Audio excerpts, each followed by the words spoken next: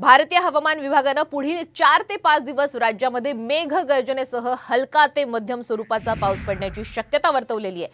आज विदर्भात तुरळक ठिकाणी गारपीट होण्याची ही शक्यता आहे, तर मुंबई ठाण्यासह कोकणामध्ये उष्णतेच्या लाटेचा अंदाज सुद्धा व्यक्त करण्यात आलेला आहे। हवामान विभागाने कोकणात उष्णतेच्या लाटेचा येलो अलर्ट सुद्धा दिलेला आहे। मुंबई, ठाणे, पालघर, रायगड, रत्नागिरी आणि सिंधुदुर्गामध्ये पुढील 24 तासात उष्णतेची लाट येण्याची शक्यता आहे, असं हवामान विभागाकडून सतर्कतेचा इशारा सुद्धा देण्यात आलेला आहे। याउलट मध्य महाराष्ट्र आणि विदर्भाला पावसाचा येलो अलर्ट सुद्धा देण्यात आला आहे। कोकण आणि मध्य महाराष्ट्र, मराठवाडा आणि विदर्भाच्या जिल्ह्यांमध्ये काही ठिकाणी विजांच्या कडकडाटासह सोसाट्याच्या वाऱ्यासह हलका पाऊस पडण्याची शक्यता ही वर्तवली जाते। त्यामुळे पुढील 4 दिवस हे अत्यंत महत्त्वाचे आहेत। विदर्भात तुरळक ठिकाणी गारपीटही होऊ शकते, तर मुंबई, ठाण्यासह कोकणात उष्णतेच्या लाटेचा इशारा देण्यात आलेला आहे। कोकणात उष्णतेच्या लाटेचा येलो अलर्ट देण्यात आलेला आहे। आत्ताच्या घडीची ही मोठी बातमी आपण पाहतोय।